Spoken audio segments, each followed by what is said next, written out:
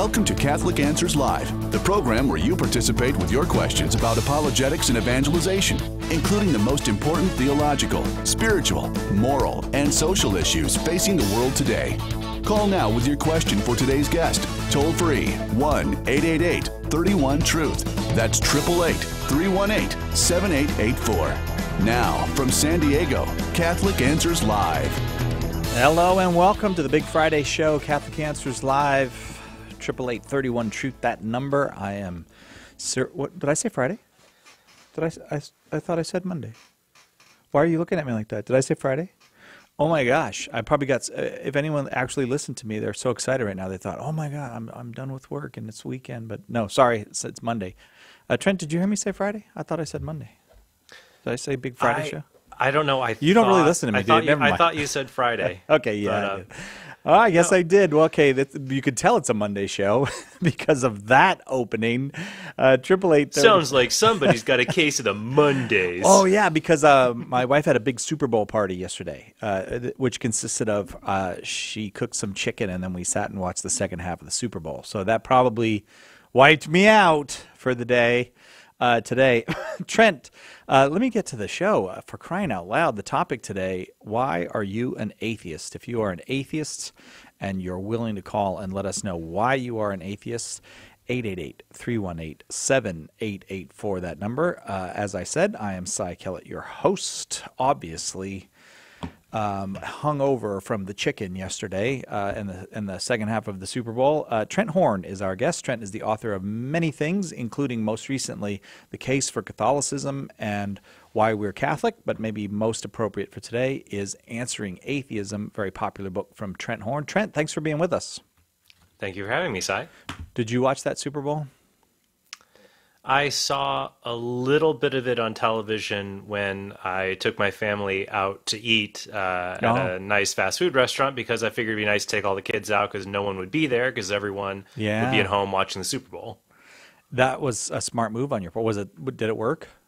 It did. It was a nice time. But I haven't been to a Super Bowl watching party in a very long time. I mean, it's kind of interesting. If you're not already a fan of football, like adding a bunch of snacks doesn't really make the game more exciting.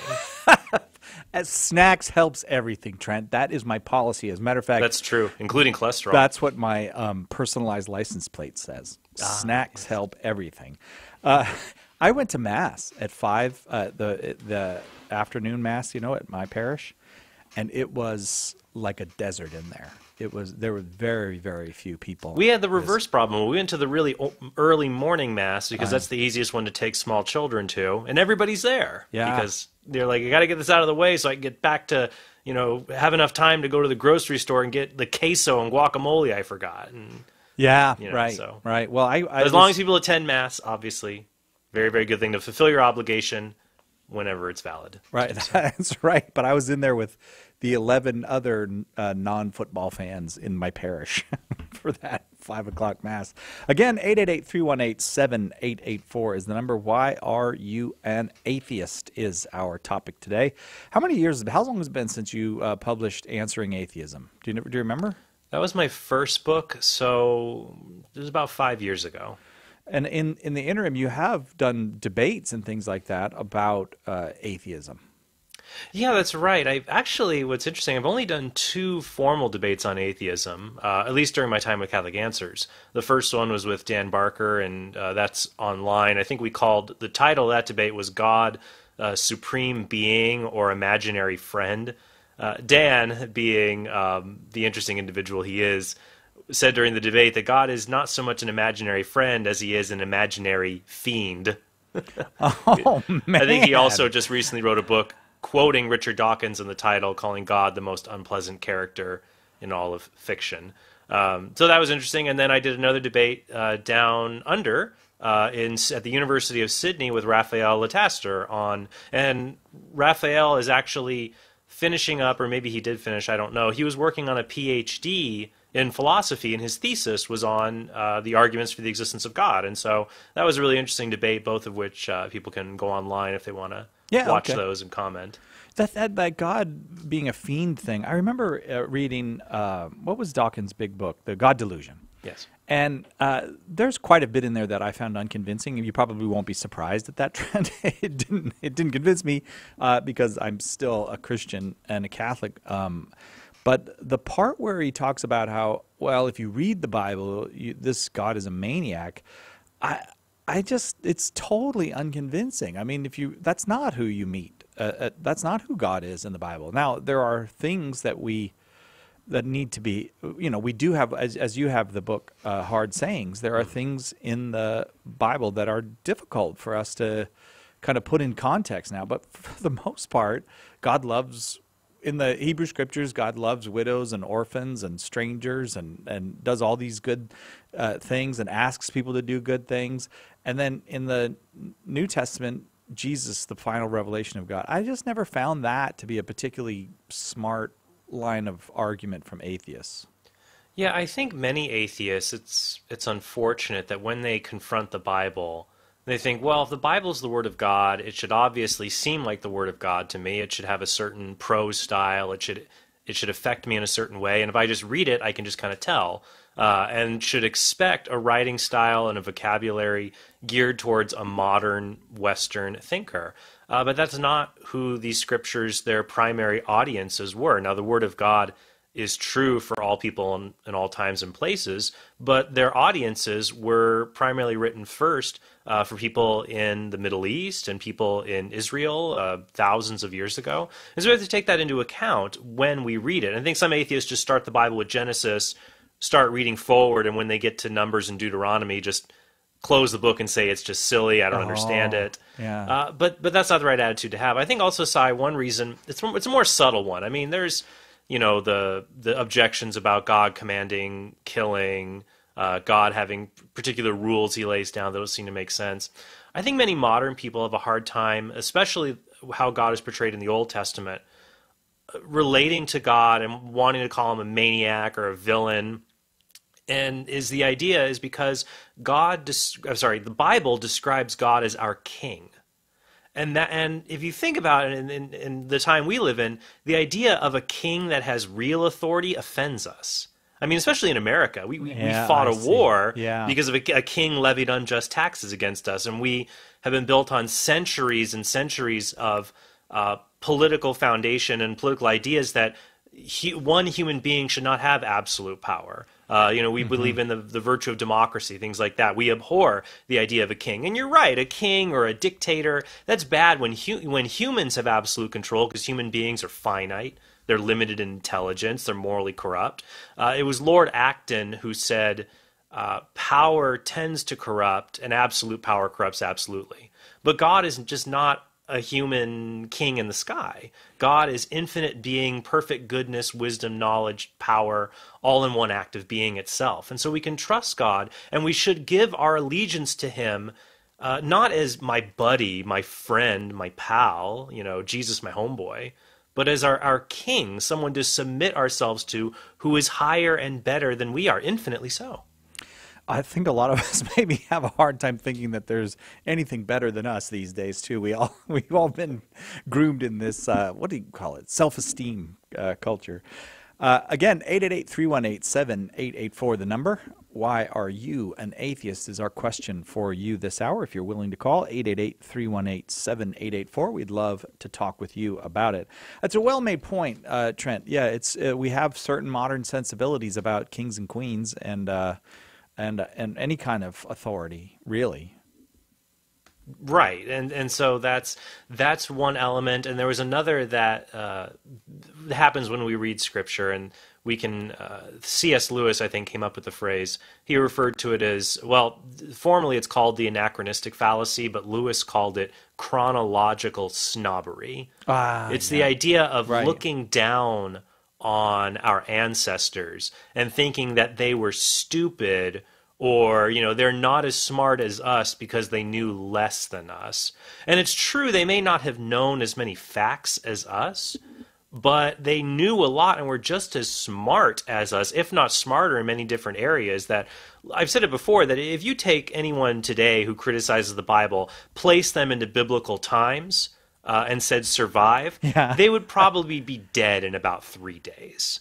Because we're so used to so many recent advancements, market economies, the Industrial Revolution, the Information Revolution, that what the people of God had to face, especially in the Old Testament, but also true in the New Testament, completely different than the world we live in. So when we have people who say, God should have just gotten rid of slavery and God shouldn't have had all these strict rules, well, I'm sorry, you didn't live in a world without credit, without centralized governments. You didn't live in a world with competing hordes of tribes that were violently attacking God's people.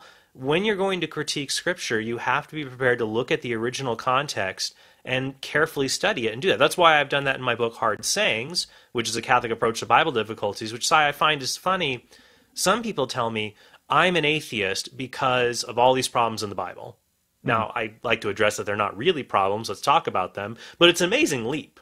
Yeah, right. It's an amazing leap to say that. It'd be like saying, I'm a Christian because I think the idea of atheism makes no sense. Well, even if atheism doesn't make sense, it doesn't make you a Christian.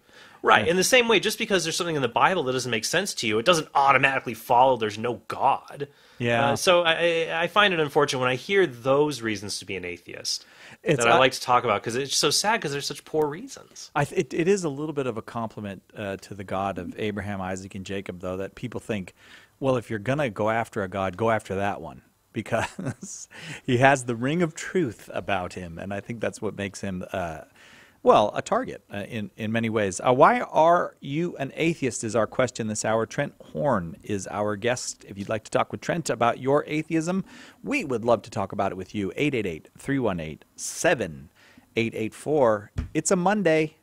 It's Catholic Answers Live. We'll be right back after this. Don't you just love listening to Trent Horn? Did you know you can book Trent or any of our other great speakers to speak at your parish or special event?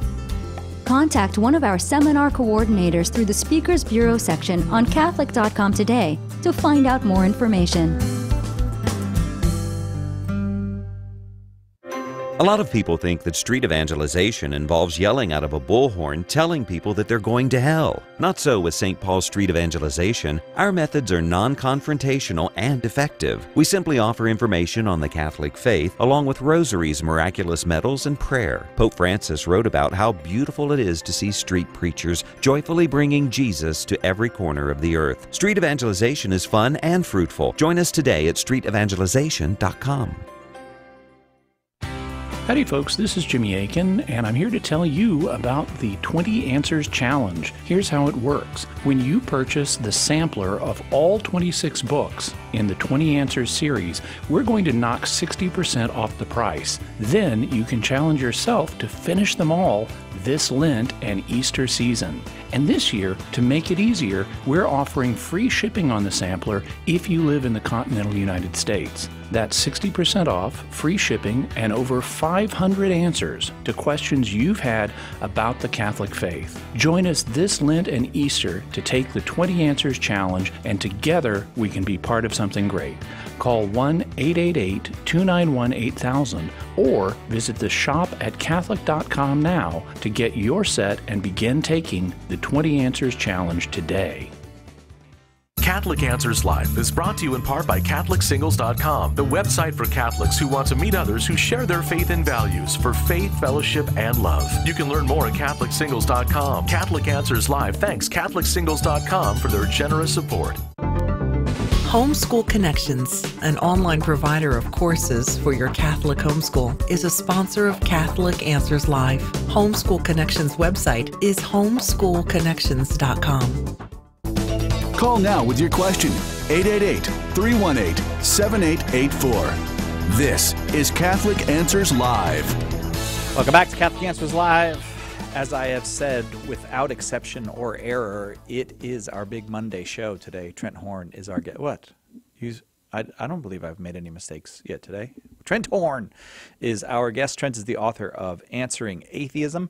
And our question for you today is, why are you an atheist? If you're an atheist listening and you would like to discuss it with us, our standard is to be civil, and where we are empowered by the Holy Spirit to do so, to be charitable. So we'd love to have an open conversation with you about your atheism, give us a call, 888-318-7884, 888-318-7884. If you're not an atheist, if you do believe in God, wait for another day if you would. We got open forum tomorrow. It's every Tuesday we do that. Give us a call then because the lines are all being held for atheist callers today to let us know about their atheism, 888-318-7884. Trent Horn, I say that in part because quite a few people call and say, I'm not an atheist, but, and we really do want to talk to folks who do not believe in God and maybe want to share their reasons with us, 888-318-7884. It seemed like a few years ago, maybe I'll say this wrong, but I want to get your view on it. It seemed like atheism was on the upswing a few years ago, and now I can't tell if it's leveled off or if we're continuing this trend. Do you have an impression about that, Trent? Mm-hmm.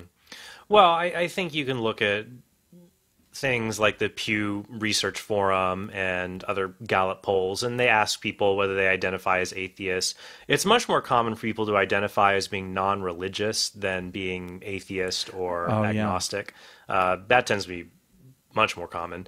But I do think we're seeing more of an uptick and more people who are identifying as atheists. I don't think it's leveling off. It's certainly not decreasing. And so that requires the people who are believers have to do much more work to be able to share the faith and engage people who disagree with this subject, disagree with us about the existence of God and who God is and his nature. And we just can't rest on our laurels when it comes to that.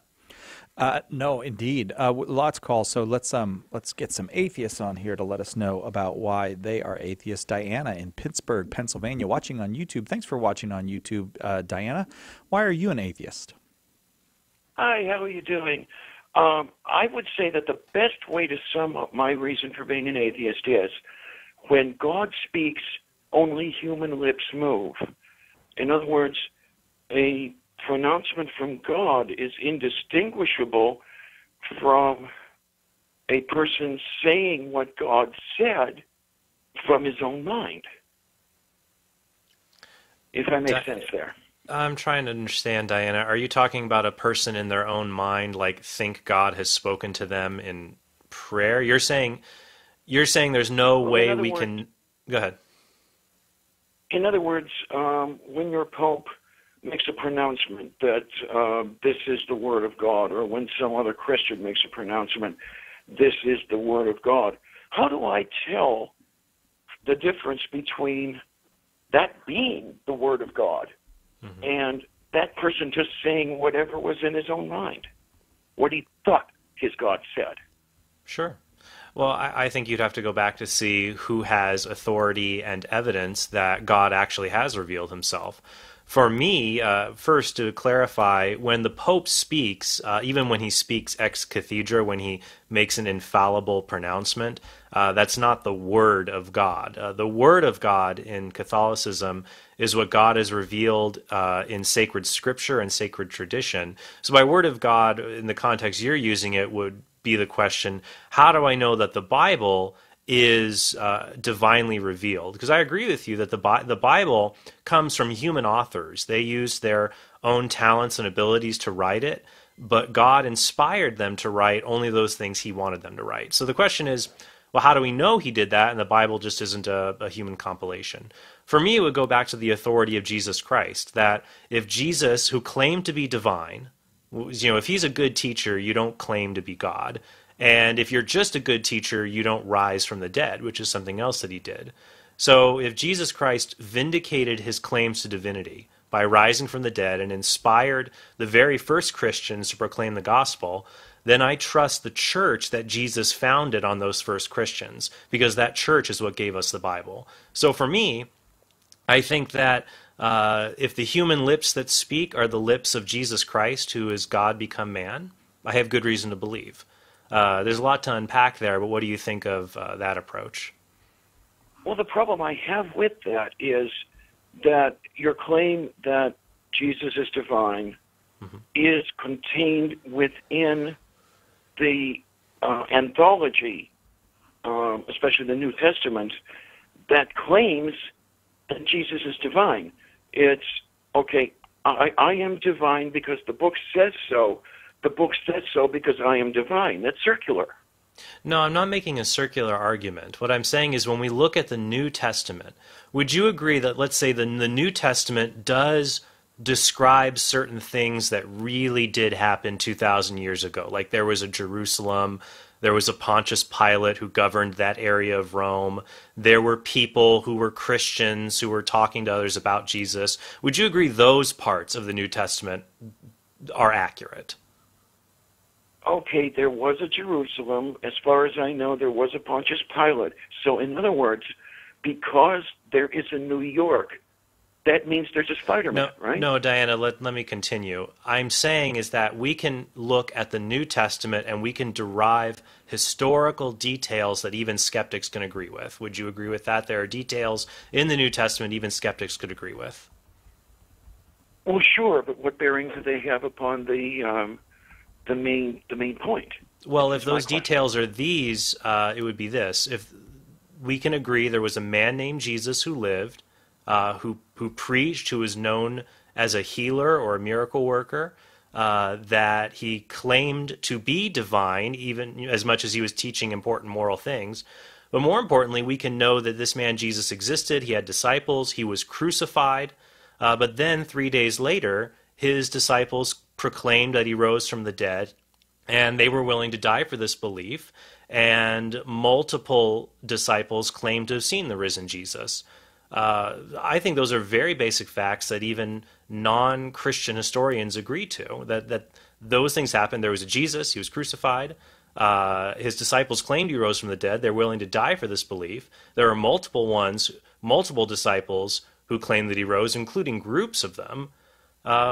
So to me, the best explanation for this sequence of events is that Jesus really did rise from the dead, and that vindicates the Bible that the disciples later gathered together. So for me, we're trying to explain, how do we explain all these basic facts related to Jesus? I mean, who do you say Jesus is? I say that Jesus is a fictional character. You're saying Jesus never, right. he never existed? I am, right now, I lean toward mythicist. In other words, Jesus never existed. There is also a possibility, though, that if there was some person upon whom these texts are based, if he were to look at the texts now, he'd never recognize himself there. How do you know that? That I don't know with certainty, but I think that there's a very good case to be made for it. Okay, because for me, I mean, that's an assertion, certainly, but I'd like to know what the evidence is for that. And then number two, why do you think Jesus never existed? From what I've looked at, from Carrier especially, from some of the work that I'm trying to remember his first name, Ralph Humphreys, I think it is, has done. Some other Kenneth Humphreys, yeah. Dennis, that's it. Thank Kenneth, yeah, Ken Humphreys, yeah. Kenneth, that's it. They cast sufficient doubt upon the so-called extra sources, which may not even be extra biblical sources at all, that I have to, at very least, let's try this again. At the very least, I have to reserve judgment.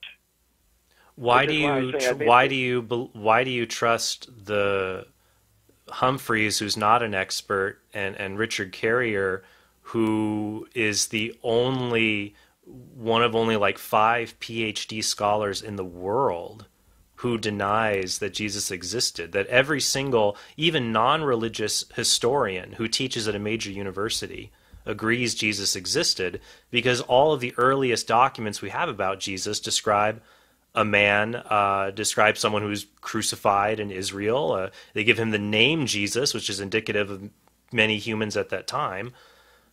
Why are you so trusting of these two and not people like, say, Bart Ehrman, who is one of the world's leading scholars of Christianity? He's not a Christian, but he says every expert on the planet agrees Jesus existed. Why do you trust these guys instead? As a matter of fact, I have read Ehrman, the book, Did Jesus Exist? Mm-hmm. And I'm thinking to myself as I'm reading this book, that the arguments seem to be rather weak. Well, Diana, let me give you one argument. I'm not an. Well, Diana, can I give you one argument that I think is very strong? Ehrman in the book, he says we have the writings of Paul. We know the writings of Paul have Paul as our author just as much as we know that Plato wrote the Republic. So in the letter to the Galatians, Paul goes to Jerusalem and he talks to people who knew Jesus. Peter, someone who knew Jesus, and he meets James, the brother of the Lord, and he uses a term that describes some kind of familial relationship there, which doesn't make sense if there were no Jesus at all. I would recommend that if you'd like to learn more about the subject, check out my booklet, 20 Answers, The Real Jesus, and you can watch my debate with Richard Carrier online. But thank you for the conversation. And Diana, hang on. If you give us your address, we'll send you a copy of Trent's book, 20 Answers, The Real Jesus. Why Are You an Atheist? Is our topic. We'll be right back with Trent Horn and your calls right after this on Catholic Answers Live. Catholic Answers Live. The wisdom of Mother Angelica. I said to the sisters one day, what do you think you're going to look like in heaven? Oh, some of them had absolutely magnificent ideas. I didn't think of one of them. And so I got desperate because then my turn came. I didn't know what to say. And so in desperation, I said, what do you think I'll wear in heaven? And they all said with one voice, armor! EWTN. Live truth. Live Catholic. Do you subscribe to Catholic Answers Magazine? We hope, but if not, right now we've got a deal that you're going to love. We've reduced the price and thrown in a free digital subscription when you subscribe. That's right, subscriptions to Catholic Answers Magazine just got cheaper, $10 less on one-year subscriptions and $20 less on two-year subscriptions. And right now, when you purchase a subscription, you get a subscription to the digital edition added to your order for free. With a deal like that, it's the perfect gift for friends, family members, seminarians, your priest, even yourself. When you get right down to it, what other gift has the potential to touch hearts and reap eternal rewards? Log on today to CatholicAnswersMagazine.com and sign up yourself, your friends, and your family for a magazine that is bound to make a difference in their lives and the lives of those they meet. Share the faith. Defend the faith. Catholic Answers Magazine from Catholic Answers, the most trusted name in Catholic apologetics. Tim Staples, Trent Horn, Cy Kellett, Chris Check, Carlo Broussard. Our on-fire lineup of speakers will inform and inspire your audience to grow in their Catholic faith. For more information on booking a Catholic Answers speaker for your event, visit CatholicAnswersSpeakers.com today.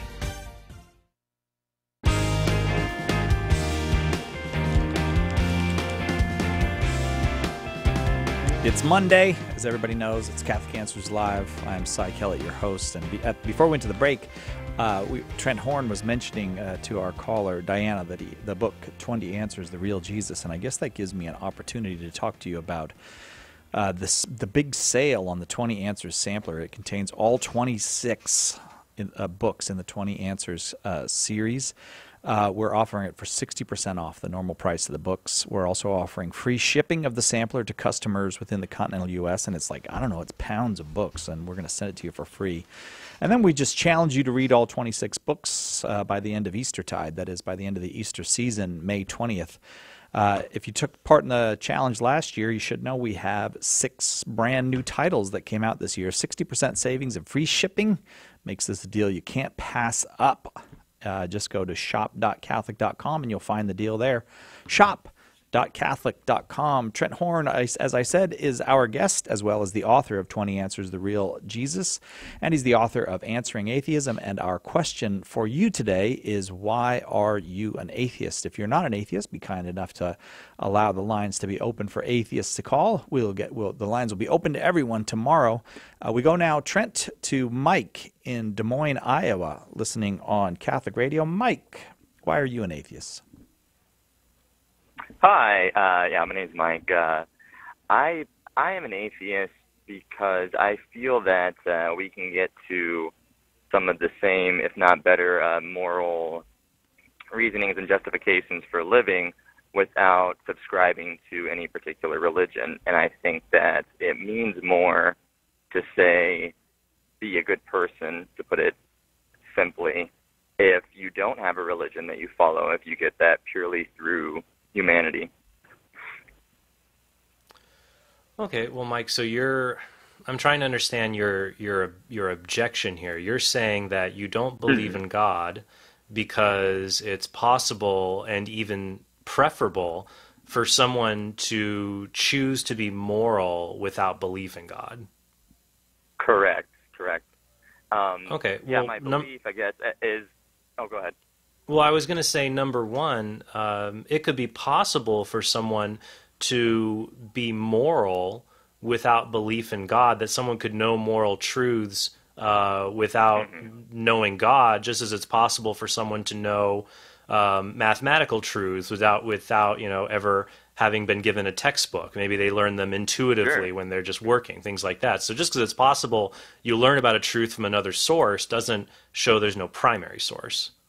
Correct. And I guess I'm sort of piggybacking off the previous caller and saying that as far as the truth and something that you said earlier was that there has not been any documented historical proof of Jesus actually coming back from the dead. There is, however, documentation that he lived and he existed and that he was an all-around great guy, someone that an average person, I think, should subscribe to be, but that does not necessarily mean that he had these religious significant powers, at least to me. Well, I guess, Mike, I'm trying to understand, what makes Jesus such a great guy. I mean, it's nice that Jesus certainly has such a great reputation, and it's well-deserved, obviously. Well, one, I would say that because he's God incarnate, so being all good, all-knowing, and all-powerful certainly helps one's reputation. But also, even people who aren't religious, they see in Jesus, at least they remember from popular culture when Jesus stood up for the marginalized, the oppressed, when he took on corrupt power structures. So it's good at least that many atheists can see, yeah, that is good. But there's another problem, though, for me. Is like, yeah, you have that, but then there's a bunch of other things Jesus said that would make you really question if he was such a great person. Like, do you imagine like a social reformer like Martin Luther King Jr. or Gandhi, who also told people, by the way, I'm the way, the truth, and the life. No one comes to heaven except through me. I and the Father are one, uses God's own name for himself, and talks about himself having this unique relationship with God as if he is actually God's begotten son, that he is divine. So do you see how it'd be hard for just anyone who's a mere human social leader to say he was a great person if he's also basically claiming divinity for himself? Sure, and that's also my problem with it. I think you just hit the nail on the head. No one can be sure if anyone is actually the Son of God, except for, 12 to 20 people that were alive back when he was, and we have to trust their words and the languages that were written down 2,000 years ago. And that in lies the problem for me, is that I feel like I can be a good judge of a person on who is actually God incarnate and who is not, that I don't need to just subscribe to some very old text to get there. Wait, hold on. You can judge who's God and who's not yourself. You don't need other people to help you. No, what I'm saying is I'm fine with the way I perceive people. That if actually God incarnate was around and about, that I could at least pick up on it and then make my determination there. I'm not relying on 2,000-year-old text to tell me those things. Right, but wouldn't you agree that we believe in historical facts because of old documents? That's the only way we can know history. Absolutely. Okay. Absolutely. So with the historical facts, we have to come... And the way it's written. Mm-hmm. And the way it's written? Mike? Could you say that again? I apologize. I'm afraid that I didn't hear your full sentence. Let me continue. That for me, your search for the truth, if you're saying, well, I can judge if somebody's God or not, if I could sit down and have a beer with them, I don't need this 2,000-year-old scripture. Well, if God became incarnate and dwelt among us only 2,000 years ago, then we've got to see these testimonies, these historical testimonies we have, and judge from them. For me, here would be a problem that if Jesus were just a wise teacher, there are lots of wise teachers sages, rabbis in the first century. And some of them claimed to be the Messiah, or people said they were the Messiah. And they either fled or they were executed. And when that happened, the people they were abandoned. You would just abandon this person because they're a dead good teacher. You go find the next act in town. But with Jesus, we have something completely different. We have, from the earliest historical records, we show that the followers of Jesus did not do that. They were different from the follower of every other Messiah at the time, in that they said their good, wise teacher was not defeated by death. He had rose from the dead. And multiple members of this group claim that he did, some in groups, and then they go out and proclaim this victory, which seemed like a defeat to everyone else. So for me, why did they do that if their truly dead human leader were still on the ground?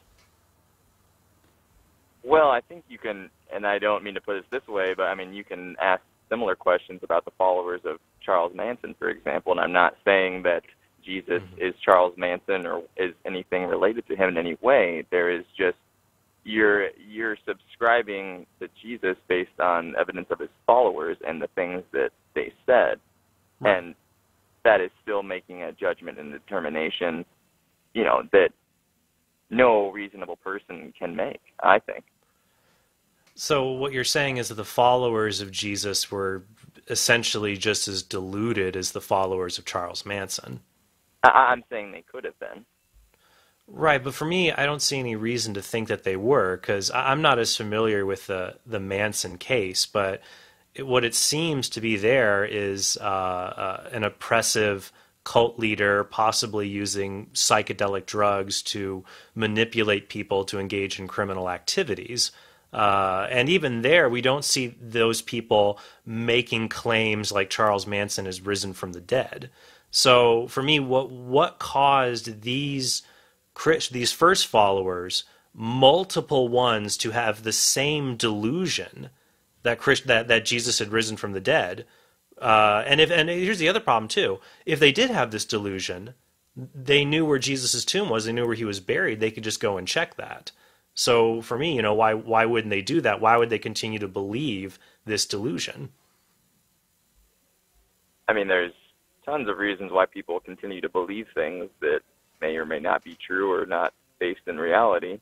But, I think that just because someone has a delusion or just, with Charles Manson, there was some holistic, almost demigod or godlike appeal for his followers. That was why he was so followed and so believed and got people to do horrible things for it. I'm not saying that that is the same as... I see you're hesitant to want to say Jesus was basically Charles Manson.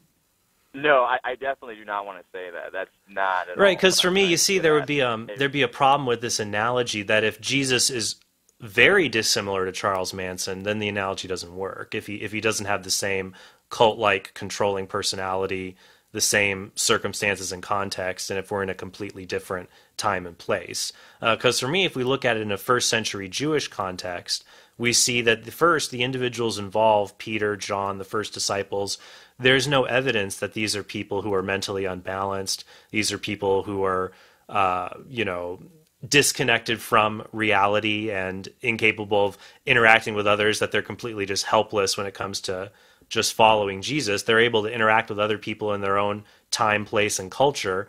And they seemed like they would probably just move on. They had abandoned Jesus at the end of his life. You think they would have just continued to move on with their ordinary lives, but the resurrection of Jesus makes more sense to explain their radical conversion, their willingness to drop everything they have, to go and preach something that, once again, they could prove, they could falsify, simply by going and finding the body of their dead Messiah.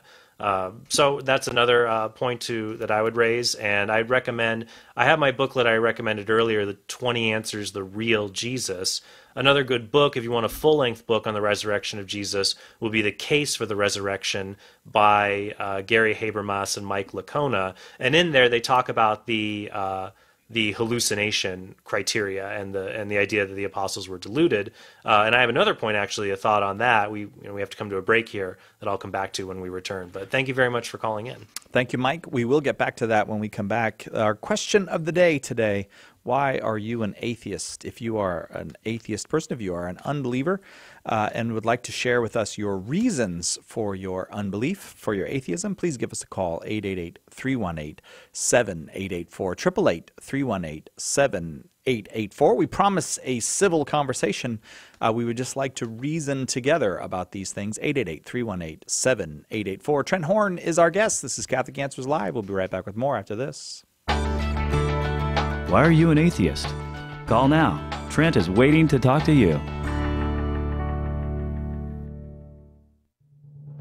Today, our faith is under attack like never before. Skeptics of all stripes are trying to undermine the very basis of our faith. Some critics argue that Jesus never even existed, and they've influenced tens of millions of people. Others have argued that even if Jesus existed, we can't trust the New Testament as history. No wonder so many people today doubt their faith or have lost it altogether. The good news is that there are answers to each and every one of their charges. That's why Catholic Answers Studios has just released a new DVD by Jimmy Akin titled The Dawn of Christian History. It's a powerful presentation in which Jimmy takes on the skeptics and refutes them point by point, showing you how even tiny details that you've never noticed all show how the New Testament is a faithful historical record. To make your donation and get a free copy of The Dawn of Christian History, visit Catholic.com and click the Dawn of Christian History banner.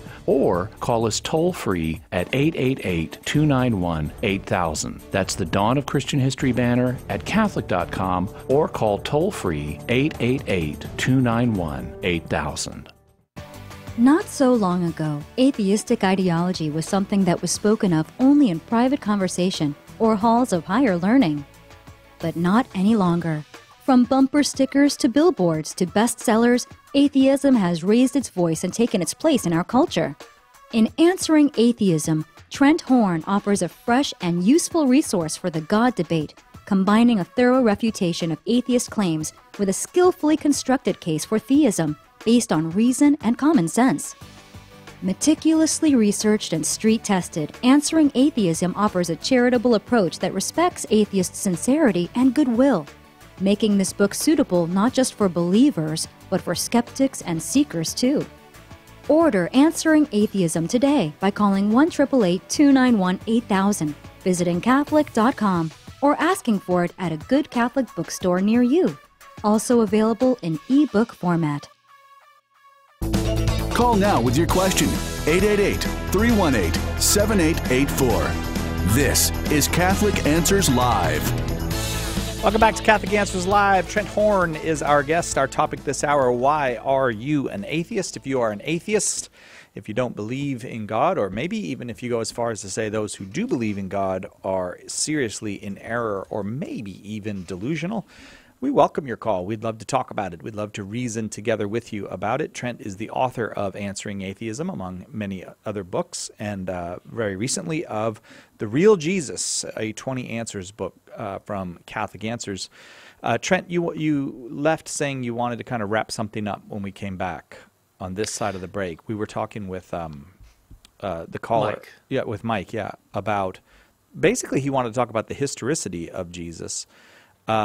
Did you have something you wanted to wrap up, or shall we move on? We were also talking about the resurrection of Jesus, and for me, that is the pinnacle event that vindicates his claims to divinity and provides the foundation for believing in the gospel, for being a Christian, is that Jesus rose from the dead. Paul himself said in his letter to the Corinthians that if Christ has not been raised, your faith is in vain. And so we have to explain this. Why do Jesus' followers do this dramatic about-face after Good Friday and muster the courage on Easter Sunday to proclaim the gospel in the face of persecution and martyrdom?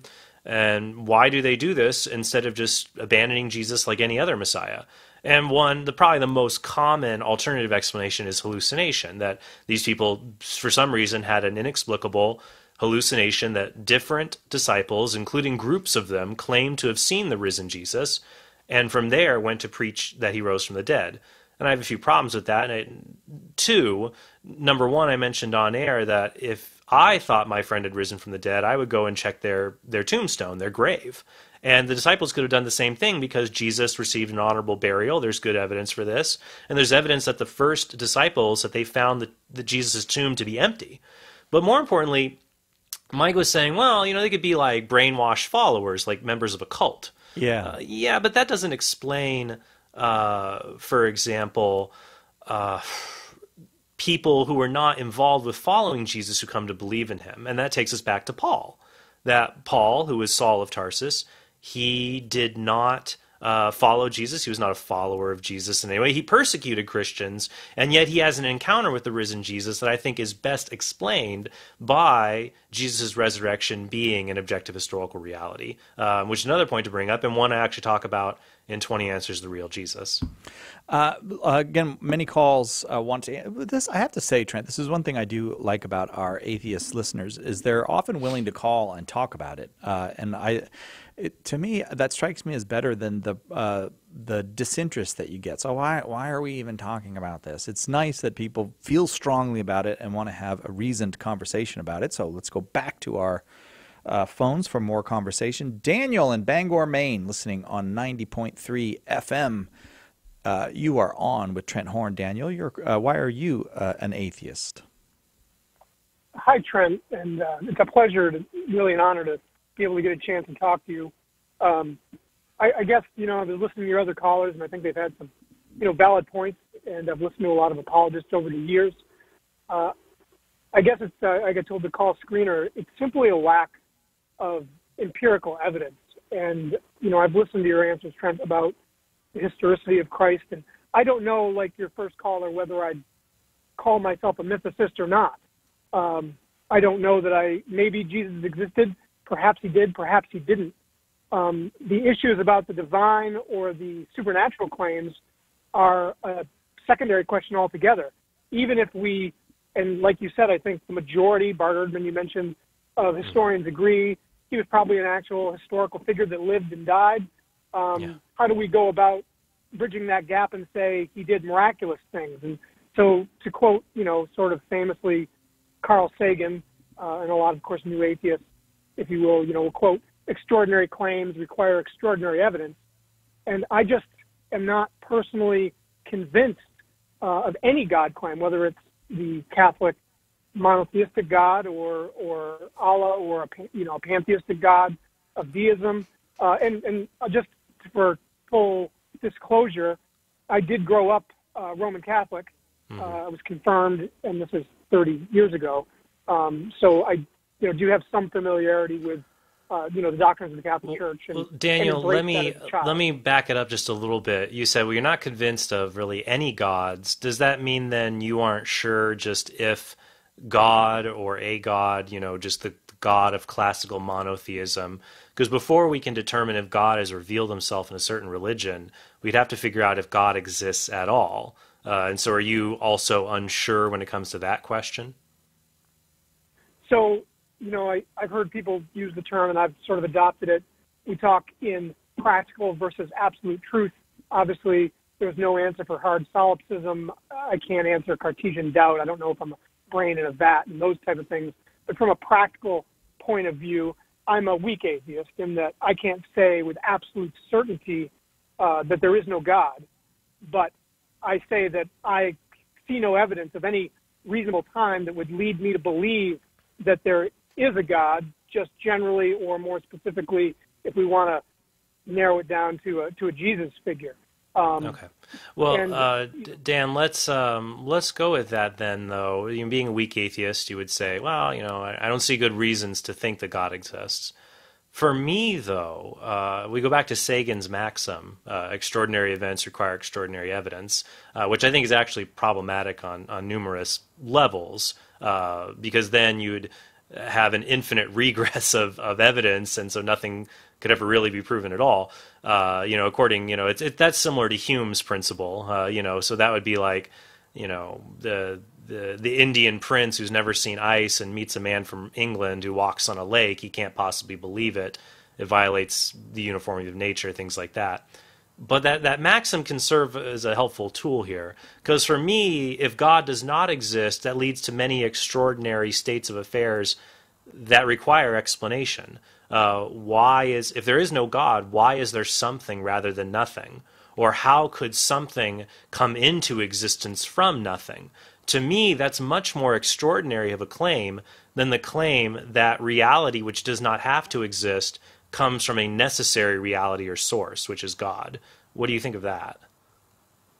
Right. And, I've, not surprisingly, probably most of the callers that have called in have heard some of these apologistic arguments before. I guess it seems to me that when we talk about something from nothing, these are sometimes called the big questions.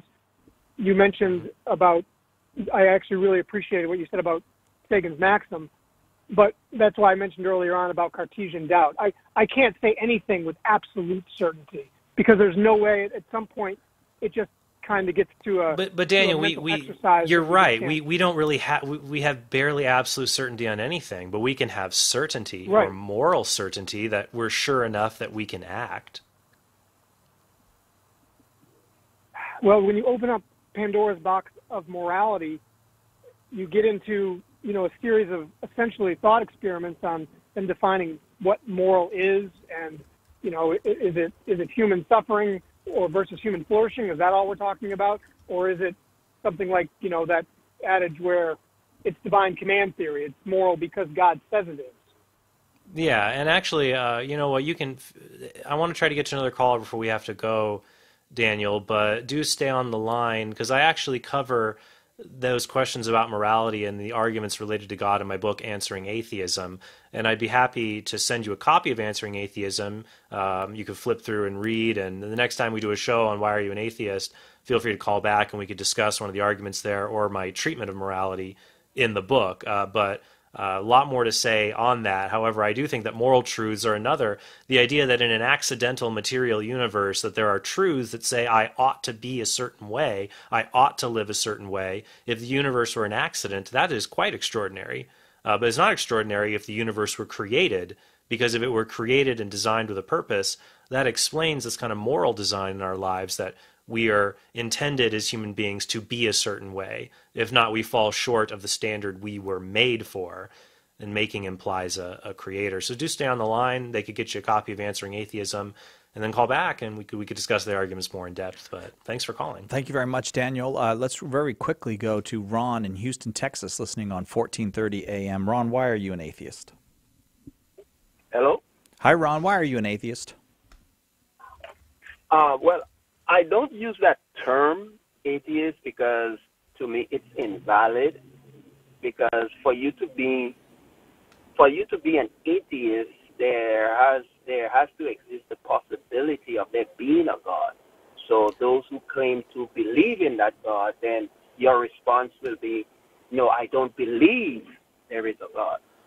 Ron, let me ask you a question. Ron, you're saying there's no possibility that God is impossible? Absolutely no possibility of there being a God. Why do you think that? Because there has never, ever, ever in the history of existence been any evidence of there being a God. But that doesn't prove that God is... Well, wait, Ron, hold on a minute. That doesn't prove God is impossible, even if there were no evidence. For example, would you agree we live in a really big universe? Really, really big? Yes, infinite. Okay, let's assume there has been so far no evidence for extraterrestrial life or aliens. Let's assume there's been no evidence for aliens. Would that prove that other life in the universe is impossible? Okay, and that is the problem I have with people who say stuff like how you just said. You see, that same universe you asked me about, which is very big and infinite, it is governed by one law, cause and effect. That means that for every effect, there is a cause. And I would agree with you, Ron, that unfortunately we're out of time, and the effect of the universe itself would need a cause beyond it, and to prevent an infinite regress that doesn't explain anything, we would need an uncaused or ultimate cause that we call God. Wish we could have chatted more, but we have another hour, and if you're an atheist, do call in. As Trent said, we have another hour. Why are you an atheist is our question next hour. Trent will continue to be our guest. If you are an atheist and you're willing to reason with us about it, want to have a conversation about it, want to explain your side of the story, we do believe in God. But if you don't, today is your day to have a conversation about it. 888-318-7884. That's 888-31-TRUTH. We'll be right back with your calls for Trent Horn after this on Catholic Answers Live.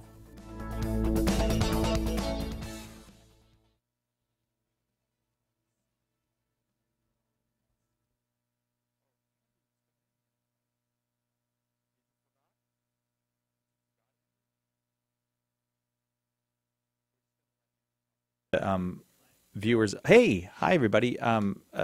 Since Nick put the microphones up, I asked Andrew, our video guy, to come in. If you got any questions for Andrew, go ahead and put them up there on Facebook or YouTube. Hi Andrew, thanks for joining us during the break. It's a pleasure. Here. Yeah. What's up? So who's running the cameras when you're in here? That's a very good question. Oh, you mean the camera's just on me now? No, it's on. It should be on. It should be on both of us, right? All right. Yeah. I don't think it is. Or is it both of us? Okay. Oh, it's just okay. So Andrew, how long have you been here at Catholic Answers? A little over 2 years now. I just had my 2-year anniversary. Congratulations. At the end of January. And you got married last year? Yes, I did.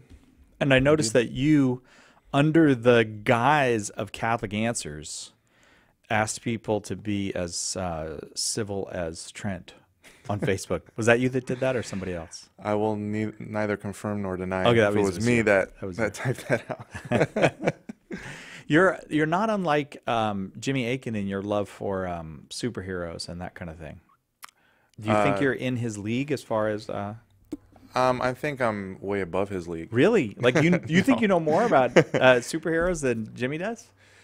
No, Jimmy might know more of like the obscure facts. Yeah. And right. I think he has, he's lived longer in this world than I have, so I think he knows more about the golden age and silver age of superheroes than I do. Yeah. I grew up more in the modern age. I know some of the history, but It can just be in our own little comic book fan thing, and it could be the Just Us League that we're in. That was terrible. That is so sad, Trent. That's the saddest joke. No, actually, that's not the saddest joke I've heard today. Donna, our marketing person, came in and told me the corniest joke, but I'm not going to try to repeat it because it would be stealing from her. Like this is her joke she's proud of, and it's so bad. Let's see. Can there be a Catholic Answers More with Jimmy and Andrew, and they have a superhero trivia contest? Oh, I think. Can we have Trent in on that too? Absolutely, I would. You want to do that with us sometime, Trent? I would be happy to do that. A Catholic Answers trivia content. Okay, so we should. Here's one right now. I got a question for the two of you. You just go and buzz in. All right. Okay. What material medium does Aquaman live in? It varies. Material. You have to go like that. No, I don't have the answer yet. I'm thinking out loud. Lives in what physical state of matter does the aqua part? You lost, dude. Trent Horn. Well, I thought it was a trick question. Not fire. You were just looking for water? You were just looking for aqua? Yeah. Well, what's Aquaman? Sai, do you know Aquaman's real name? Arthur Curry. Bingo. You're correct. What? You didn't say so I get to go Well, Arthur Curry.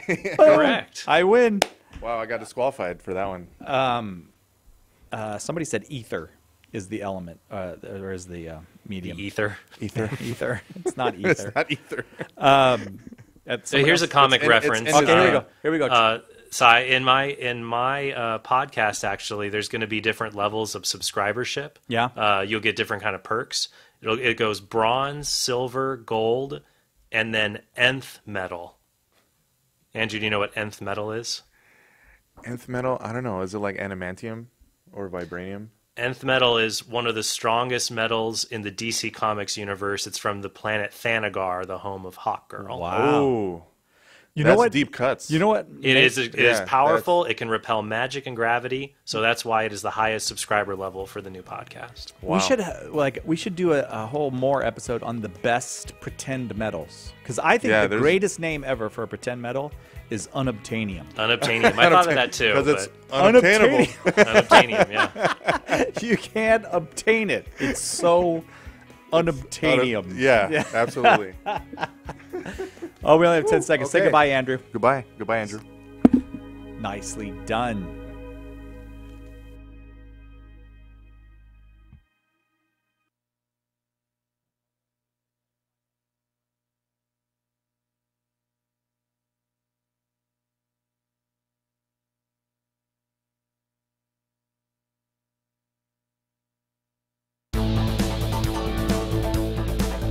Welcome to Catholic Answers Live, the program where you participate with your questions about apologetics and evangelization, including the most important theological, spiritual, moral, and social issues facing the world today. Call now with your question for today's guest. Toll free 1-888-31-TRUTH. That's 888-318-7884. Now, from San Diego, Catholic Answers Live. Welcome back to the second half of our great big giant Monday show. It is Monday for those of you who are confused still from the Super Bowl. It's Monday. 888-318-7884 is our number. Our topic this hour, why are you an atheist? If you are an unbeliever, if you don't believe that there is a God, or you believe, I suppose we'd even go with you believe there's probably not a God, and you'd like to discuss that with us, 888-318-7884. Our guest, Trent Horn, is the author of 20 Answers, The Real Jesus, one of the Catholic Answers, one in the series of Catholic Answers, 20 Answers books. He's also the author of Why We're Catholic, and he's the author of Answering Atheism, which turns out to be a description of what he's going to be doing for the next hour. Hi, Trent. Thanks for coming back. Always glad to be back, Si. Didn't have to go anywhere too long, so it all worked out. During the break, we were just briefly talking about our favorite pretend metals, and unobtainium is my favorite name for a pretend metal. You had a metal I'd never heard of. Nth metal? Nth metal. Nth metal, yeah. Yeah, we were talking about superhero and comic book trivia, and so I posed the question, what is nth metal? Where is it from? And actually, so in my new podcast, The Council of Trent, there's going to be subscriber levels where you get all kinds of little goodies and, bonus interviews, a free t-shirt, extra exclusive content based on your subscriber level. And it goes bronze, silver, gold, and then nth metal, which in the DC universe comes from the planet Thanagar, which is one of the strongest metals in that universe. It can repel gravity. It's effective against magic. It's pretty awesome. It's what makes up Hawk Girl's mace, her big metal club she swings around that allows her to defeat pretty bad guys. I feel like you're saying this like we don't already know it, but obviously everyone already knows. Just a light refresher. Just in case you missed nth metal. Somebody on Facebook said their favorite pretend metal is Mithril. I got to say that's a pretty good one. You know Mithril, right? Mithril? Yeah. I'm not as familiar with that one. Oh, it's from The Lord of the Rings. Oh, yeah, that's the one that Frodo wears. I see. I'm just not, that with the word nerdy, I guess. No, I'm just kidding. Wait, what? What? Can we get another guest? Do we have anybody else in the building that could come in for the rest of the hour? Maybe we could get. Of course. Is Carlo here? It is. Can we get it's Carlo? Very. Maybe that just shows I'm not well educated because I like books with pictures in it, and and when I try to read through Tolkien, I really appreciate his description, but he really has a lot of description. So yeah, that's true. The books are classics. Certainly. That's true. Yeah, I remember the first time I read it. I was 12 years old, and it has poems and things in the book. I would just skip the poems. I'm not doing that. Nope, I'm 12. I need to get to what happens to the ring. Again, 888-318-7884 is our number. Why are you an atheist is the question, and we're very grateful to those atheists who will call and discuss it with us. That's a noble thing to be willing to have that conversation. 888-318-7884. A whole bunch of calls already, Trent, so how about we go to the lines? Let's do it. Joseph in Worcester, Massachusetts, listening on EWTN. You are on with Trent Horn. Why are you an atheist? Yes, hello. Let me say at the outset, I really enjoy your show. Thank you. I I listen all the time, and it's thought provoking. I like your show and Cresta's show as well. Oh, Very we good. never talk about Al Cresta. No, please do not mention it. No, I'm just kidding. So why are you an atheist? So, I first of all, I don't really claim to be an atheist. I don't know what you would call me. I don't affirmatively state that there is no God, and I don't deny the possibility of the entire paradigm. But what happened was some years ago, something happened in my life which was very devastating to me. It caused a great emotional upheaval in my life. And I was forced, ultimately. Originally, what happened kind of made me angry at God, you know? You know, to the point where I used to curse God. And eventually, you know, you can only do that for so long before you're forced to sort of reason out how whether you can continue believing in. So Joseph, what happened to you, Joseph, is that something really bad happened to you, and at first you were mad at the silence of God, but then you believed that silence was merely indicative of the absence of God.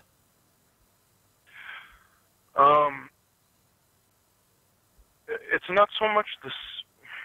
Well, I mean, not just silence, it's the bad thing happening. You're mad at God and then think that what seems like maybe God's silence, that he's not answering, he let this bad thing happen to you. You transition from that to saying, well, because this really bad thing happened to me, I just can't, I don't have a belief that there is a God. Well, no, not entirely. Okay. So I asked myself, you know, I went back to, you know, the original proposition of, you know, why I believe that there's a God. And essentially, the reason I believed and always believed is because, you know, having been raised Catholic, going to parochial school, I was told by all the adults in my life that this is true, that there's a God, and these stories that we read in the Bible are true, and basically originally I accepted it because of that. And it was reinforced by the fact that, you know, there are other people, you know, the Protestants, and there are, you know, Jews and Muslims who also believe that there's a God. And so I took it for granted, you know, I came to full acceptance, you know. But through well, God, let me jump in here, Joseph, because I want to make sure that we can address this well before we have to go to our break. And this does help clarify things for me a bit. So it wasn't so much that something you endured, evil or suffering, to make you think lose a belief in God. Is that that event made you go back to the original question, which is, why would I believe there's a God in the first place, with kind of fresh eyes? And you see, well, these other people say I should believe. And, you know, I agree with you. That's not a super great reason. That's not a good reason to believe in God just because a lot of other people do. I mean, lots of people can be wrong. But for me, like when bad things have happened to me and I've seen bad things happen to other people, the bad things can weigh down on us a lot, and it can push us sometimes towards atheism. But then I think, wait a minute, there's other good things, and there's other things that outweigh the badness and the suffering. And there's these things like, you know, if God doesn't exist, it doesn't, you know, how could there be a universe where there's good or evil at all? There would just be nothing. But another way of looking at it for me that's helpful for me when I contemplate horrendous suffering, and usually horrendous suffering takes the form of human beings dying prematurely or enduring really great pain, is the thought that, well, if there was no God, then all of this is just kind of meaningless anyways. That if I'm suffering or someone dies prematurely, that's not an injustice. It's not something horrible and terrible. It's just kind of blind, pitiless, indifferent nature. And we're all just atoms here floating in the ether, and we will come and go, and then there'll be nothing. And that's it, that ultimately nothing really matters. But for me, though, wait, like if I especially have mourned the loss of a loved one, I know that that person was not merely molecules in motion. They were an irreplaceable, unique person, and they have eternal, everlasting qualities about them, and they're not really gone. There's one day they will rise up again. And that they had intrinsic dignity, we have intrinsic rights, we have value, things that don't make sense in an atheistic universe. So for me, personally, when I contemplate tremendous suffering, I see, wait a minute, that suffering points to a dignity that doesn't make sense if there is no God. And that can kind of give me hope when things are tough. So that's something I'd like to throw out there for you to think about. What do you think about that?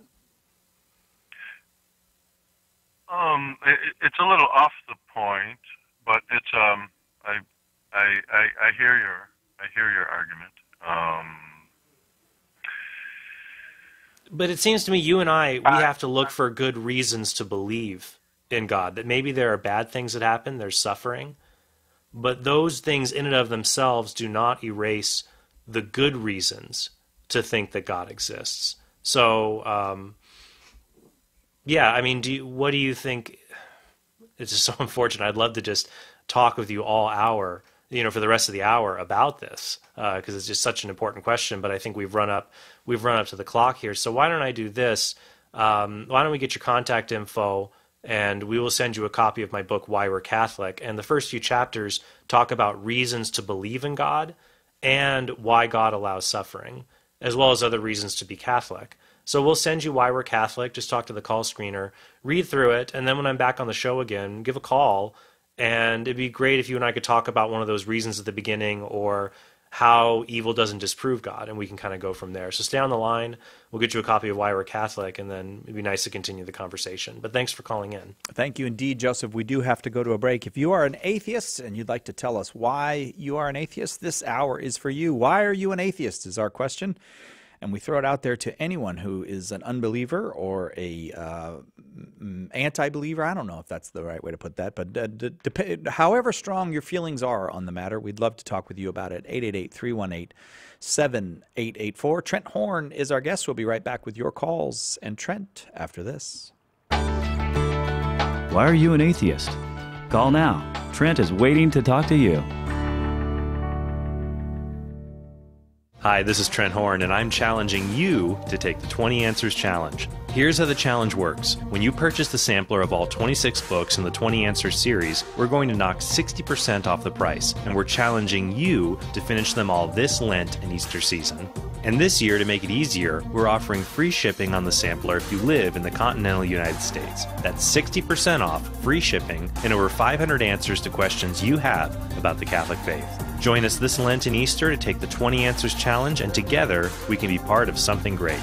Call 1-888-291-8000 or visit the shop at Catholic.com now to get your set and begin taking the 20 Answers Challenge today. Not so long ago, atheistic ideology was something that was spoken of only in private conversation or halls of higher learning. But not any longer. From bumper stickers to billboards to bestsellers, atheism has raised its voice and taken its place in our culture. In Answering Atheism, Trent Horn offers a fresh and useful resource for the God debate, combining a thorough refutation of atheist claims with a skillfully constructed case for theism based on reason and common sense. Meticulously researched and street-tested, Answering Atheism offers a charitable approach that respects atheists' sincerity and goodwill, making this book suitable not just for believers, but for skeptics and seekers too. Order Answering Atheism today by calling 1-888-291-8000, visiting Catholic.com, or asking for it at a good Catholic bookstore near you. Also available in e-book format.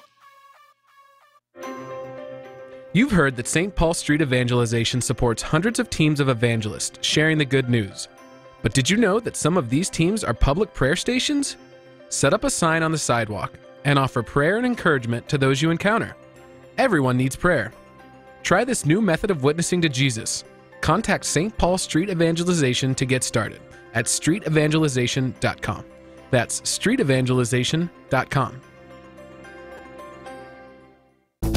Call now with your question. 888-318-7884. This is Catholic Answers Live. Welcome back to Catholic Answers Live. We've mentioned a couple times Trent's book, The Real Jesus. It's in one of 26 20 Answers books that Catholic Answers has. And right now you can get the whole collection, 26 books of the 20 Answers series with everything from 20 Answers end-of-life issues, 20 Answers abortion, 20 Answers Bible prophecy. It goes on and on and on, all these wonderful 20 Answers books. You can get the whole collection of them for 60% off and free shipping. 26 books, 60% off. Free shipping. We send it to you. You can go to shop.catholic.com to find out more. Shop.catholic.com. Trent, still more calls who want to address the question, why are you an atheist? Let's go to those. And by the way, if you are an atheist and you'd like to call, 888-318-7884. Let's go to Colin in San Francisco, California, listening on Catholic Radio. Colin, you are on with Trent Horn. Why are you an atheist? Hi, thanks for having me. I've called before. I know you, Colin. You're my old friend. We've been talking on the radio for years. We have. I've actually followed you over to Catholic Answers, and through that found Trent Horn, who I also like. So thank you both. So you were going to say why you're an atheist? Yeah, and don't worry, it wasn't you guys. You didn't do anything wrong. I was an atheist before I started listening to you. But I felt since I was young kind of almost certainty that there was kind of something out there, a purpose, something connected to me. But I also felt like other things, like if I really wanted something to be true, just on that basis alone, it would become true. So I think I had what a lot of people had, this entanglement between what I actually wanted to believe and what was actually true. And then I became Catholic, and then sometime after that, I realized I wanted to understand as well as possible my position, and to do so, I need to let go of any preference of whether or not God existed, be equally fine with either possibility, and then kind of take a careful look at it. And in doing that, I thought I would come back to a kind of more solid foundation for my faith, and I ended up realizing the reasons that I tried to find to justify the faith, I did not think were sufficient. And I guess my question for you is that, would you say that most people who are arguing for theism, for belief in God, would not be comfortable living in a universe where they knew God did not exist? Yeah, I would. I would say that that's probably true. That most people who believe in God, that if it turned out God did not exist, I guess the word not be comfortable. I mean, they would certainly enjoy life less, or there would be a great sense of loss if it turned out that there was no God. Death is completely the end of all things. Everything will eventually die and decay, and there's no objective references for morality or purpose or things like that. But I don't think it follows that just because if I'm going to investigate a hypothesis, if I already come to the conclusion, if I investigate something and I already have an uneasy feeling about it, about one of the answers, that doesn't keep me from arriving at a true conclusion. To say that it would be to commit essentially a variant of the genetic fallacy, to say that an argument is false because of its source. So, for example, I mean, I think most people, when they investigate the question of free will, even people who think free will does not exist, when people investigate the question whether we have free will or we're basically just robots programmed by genetics, they're uncomfortable with the idea free will does not exist. But just because they lack that comfort, that doesn't affect whatever conclusion they reach. What affects the conclusion is the soundness of their argument. So when it comes to God, we would have to, in order to say the arguments for God don't work, we can't look at how people feel about God or not. We have to look at whether the arguments are valid and sound. Does that make sense? Yeah, and I wasn't even arguing that by itself invalidates anything. Sure. And I'm looking for the best arguments I can find for the position that's opposite of mine for that reason, because I'm examining it. Sure. But if belief in God were reasonable, what I would expect is not to only find the people who are okay with either scenario to be only on the atheist side. And so far, that's all I've found is, and I'm open to meeting a Christian who's comfortable with a universe in which God does not exist and it's not emotionally kind of invested in one outcome. But I've only seen that on the atheist side. If there was good reasons outside of emotional arguments for God to exist, I would expect a lot of people who are emotionally fine with either position to have moved toward the theistic position. Who are emotionally fine with either. Well, actually, that would actually drive me in the opposite conclusion, because sometimes our levels of comfort with something can create apathy. So if we're like, well, life is fine whether there's a God or not a God, then we're not really motivated to want to answer the question. We just kind of get caught up with what's happening in our lives. So for me, it's not surprising at all that people who are fine with the question either way don't put a lot of effort into answering it, because it's not that important of a question to them. Much the same way, I mean, let's take the question of whether the Holocaust actually happened or not. I think most people who approach that question, who end up believing the Holocaust did happen, are deeply uncomfortable with the idea that it did not, and there's some kind of grand conspiracy and things like that. So once again, that doesn't surprise me. Now I think among atheists, there's different opinions about whether life has purpose or no purpose without God, and I don't know whether Christians think about that. But for me, we'll go back to the arguments itself. So, Colin, why don't we do that? I mean, you said, I'm looking for the strongest arguments out there. What do you think are one of the strongest arguments, or at least a decent argument for God? And what don't you like about it?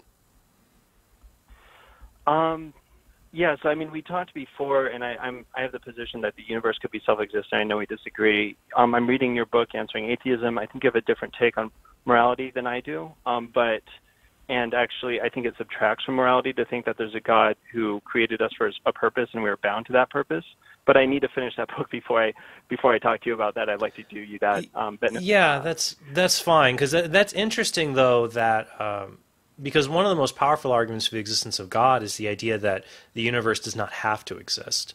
That if the universe is contingent, if something doesn't have to exist, we would say there's a reason why it does exist instead of not existing. A reason in the thing itself or outside of it. So with the universe, we would take the conclusion, well, yeah, and I recall, I think it was several years ago we might have talked about this, about whether the universe, does it have to exist or not exist?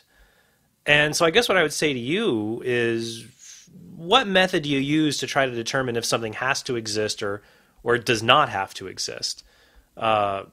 Because for me, a lot of things that don't have to exist, I understand, I can imagine them not existing. Like I can imagine the universe with a certain smaller mass, less gravitational forces. I can slowly subtract things from it until we get down to nothing at all. Whereas when I think about necessary things, like certain propositions, for example, that if those seem to be that they just are. So how do you arrive at the conclusion the universe is self-existent, and what do you use to determine that? Right. I mean, I think you got the. I can't answer that, but first, I think to show that a God is necessary, you need to show that the universe cannot be self-existent. So that's your responsibility, not mine, from my position. That said, I think if there's something that has existed infinitely long ago and then makes the universe, that means that there's an infinite amount of time before it made the universe, and so that doesn't really make sense. And if something exists outside of time, then there's no time for it to create something. I know your position is the universe is by nature itself, things appear without a cause, and that's indicative of God kind of being able to create it. Colin, let's back up a little bit so we don't jump off on too many tangents here. I would agree that if I'm making an argument for God being necessary, I would have to make arguments that the universe is contingent, and I do make arguments like that. Like one is just from modal thinking that we can conceive of a world where there is nothing, but we can't conceive of a world with impossible things like, married bachelors, things like that. But I could also just simply ask you the question and see what your thoughts are on it. And the question would be, do you think the universe is self-existent or necessary? How would you answer that question? Yeah, I think it's possible that the universe is self-existent, and as such, there's no need for a God. The idea that you can imagine a universe that exists or doesn't exist means that you're imagining something, therefore that means the universe could or could not be self-existent. I think there's a great hubris there that the universe has to be dependent on our imagination. If the universe was around for all time and there was nothing before it, it is self-existent by definition, and I think. Well, Colin, that doesn't answer the question though about something being self-existent. So you only said, well, it's possible that it's necessary or self-existent, and I agree. That's a possibility. Almost anything is possible. But it sounds to me like you're more convinced that it is. Like, what's your reason to think that? No, I mean, I'm not against the idea that there's something before the universe, be it a god or some other pre-universe thing. But that's something that I need reasons to believe, and I haven't seen those reasons provided. I think we agree that it's possible the universe is self-existent, and so why go a step further to imagine a god that it would have to be self-existent? Well, Colin, there's a difference here. I think let's clear up our terminology. There's a difference between constant existence and necessary existence. So I personally think it's impossible for something to have infinite temporal duration, that involves logical contradictions. St. Thomas Aquinas didn't think so. So let's say, yeah, the universe could have just simply existed for all eternity. That doesn't explain, though, why there is an infinite universe instead of nothing at all. That doesn't answer the question, right? Yeah, so I agree that the universe couldn't have always existed, maybe for the same reasons you do, but that doesn't mean that the universe is not self-existent. You can have something that exists infinitely long in the future, but has a starting point, or has its own starting point, before which nothing, including itself, existed. Okay, well, that's the music. I'm going to address that point when we come back, but I'm happy you're reading the book, and it's a topic I'm hoping to return to in the future, so do call back. Would love to have a longer discussion with you on these subjects, and hope you're enjoying the rest of the book. Thanks, Colin. We'll be right back with more. Trent, why are you an atheist? Right after this on Catholic Answers Live. Catholic Answers Live. Not so long ago, atheistic ideology was something that was spoken of only in private conversation or halls of higher learning. But not any longer. From bumper stickers to billboards to bestsellers, atheism has raised its voice and taken its place in our culture. In Answering Atheism, Trent Horn offers a fresh and useful resource for the God debate, combining a thorough refutation of atheist claims with a skillfully constructed case for theism based on reason and common sense. Meticulously researched and street-tested, Answering Atheism offers a charitable approach that respects atheists' sincerity and goodwill, making this book suitable not just for believers, but for skeptics and seekers too. Order Answering Atheism today by calling 1-888-291-8000, visiting Catholic.com, or asking for it at a good Catholic bookstore near you. Also available in ebook format. Hi, this is Trent Horn, and I'm here to tell you about my new book, Hard Sayings, a Catholic approach to answering Bible difficulties. Have you ever read something in the Bible that confused you? Or has a skeptic ever asked you to explain a scandalous passage and you didn't know what to say? Doesn't Genesis contradict science? Why does the Bible promote slavery? How could God order his people to kill women and children? It's happened to just about everyone. But now you have a place to turn for the answers. In Hard Sayings, I look at dozens of the most confounding passages in Scripture and offer clear, reasonable, and Catholic keys to unlocking their true meaning. After reading this book, you'll be equipped to answer the toughest questions skeptics ask about the Bible. So don't be left without an answer again. Order your copy of Hard Sayings today by calling 1-888-291-8000, by visiting the shop at Catholic.com, or by asking for it at a good Catholic bookstore near you. EWTN, Teaching the Truth. I have wanted to thank you so very much. Thank God you guys are here for us. Believe it. I just can't believe all that you've done and how you've stuck with it.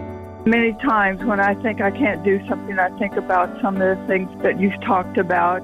EWTN. Live truth. Live Catholic.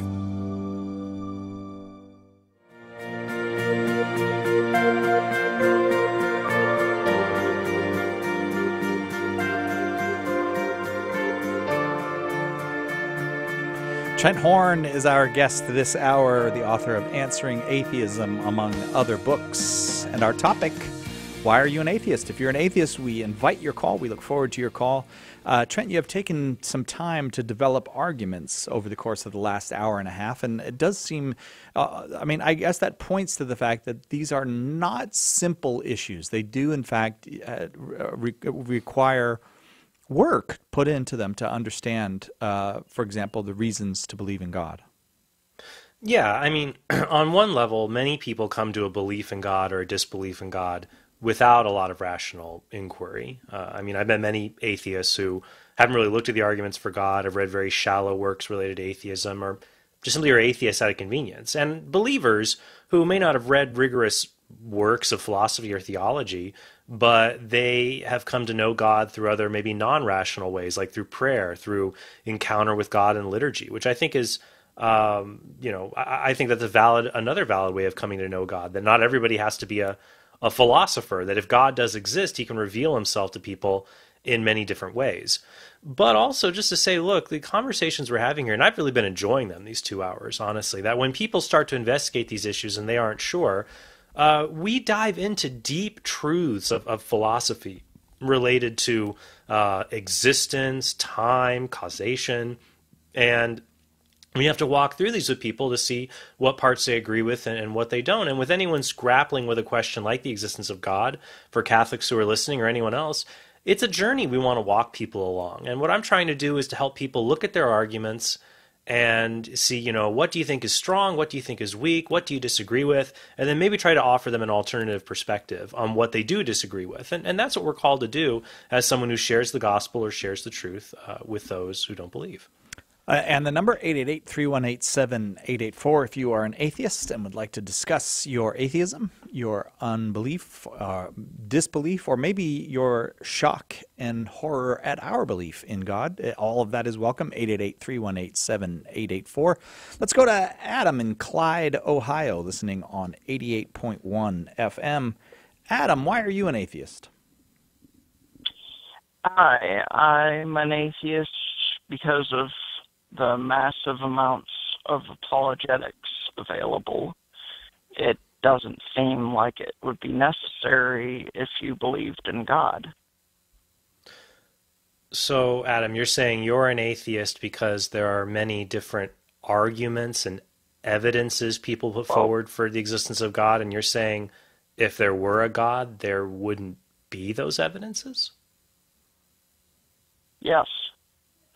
If God existed, there would be no arguments or reasons to believe he exists? Kind of like you and I are talking to each other. But more to the point, you've given God 3 abilities that make all of this unnecessary in the most strictest sense. Like if all of it disappeared, all the apologetics, we would have lost no information at all aside from historical. And even then, according to the claims, we've still got a witness who could reproduce everything. You've got a God who can Adam, let me go back a little bit. I want to address your argument here because I don't think it follows. I would agree with you that if God existed in the sense that he was just a giant man in the sky everyone could see, and he just said, "Hello, I'm God," you wouldn't really need a lot of arguments to believe God exists any more than you would need arguments that the sun, the big glowing ball in the sky, exists. You would just see it. But as a believer in God, I'm not saying that God exists like that. What I'm saying is that God is the ultimate reason that anything exists at all. And so you would need reasons and evidences for people who haven't thought that deeply. For example, what if I said this? Well, if the world were really made of atoms, you wouldn't need science textbooks to prove it. People would just see it. What's wrong with that argument? Well, you've claimed that God is a person in the sense that he can communicate well enough to get some text of substantive size. Mm-hmm. You've argued he's omnipresent, or at the very least not as geographically constrained as normal people, and that he's immortal, or at least he's not going to die anytime soon. Okay. All of these things have eliminated the need to rely on other people's word of mouth. Why have they done that? Why? Because if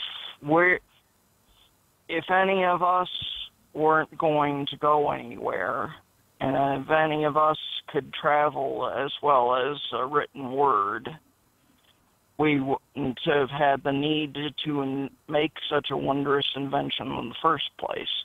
But that is only a side issue. Yeah, because Adam, I'm having a hard time understanding your argument. I mean, I think what you're trying to say is that if God existed, everybody would just know it automatically. But there's no reason to believe that. It makes perfect sense to me that God can exist, he creates the universe, and he does not make his existence obvious. And maybe one reason he doesn't make his existence obvious is he gives us freedom to choose to want to believe and follow him, or the freedom to ignore him. And so if that's the case, then that explains why there are good reasons to believe in God, but also people who are just capable of ignoring those reasons and ignoring God. So for me, that if God exists and he chooses not to make his existence obvious, then that explains why there are arguments for God, and then why there are some people who don't believe. But the fact is, many people do believe. So what's wrong with that? Well, you're giving an argument in absence. If I had put your argument in the mouth of God, he could not give that answer that you just gave himself without the situation being patently ridiculous. I'm giving you free will, and I'm like, God, I'm getting this from you, and you're clearly here. What are you saying? Right. So, Adam, God can personally reveal himself to some people. I'm not saying it takes away people's free will. I mean, I believe that the devil knew God existed, for, ages past, yet he still freely chose to rebel against God. What I'm saying is that your argument only works, it has a particular premise, that if God exists, then his existence would be obvious, and that arguments would not be needed. Yet there is no reason to think that premise is true. Why should I believe that premise is true? Well, whereby do you come by the argument God doesn't make his position obvious? If it doesn't rely on God, then where did you get it? No, if it does Adam, rely on God, how did he give it to you without it seeming ridiculous?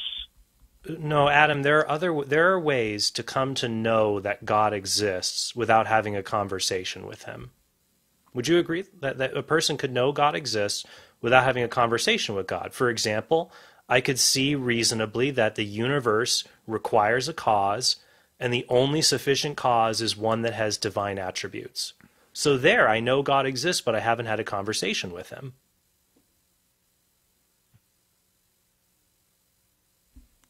No?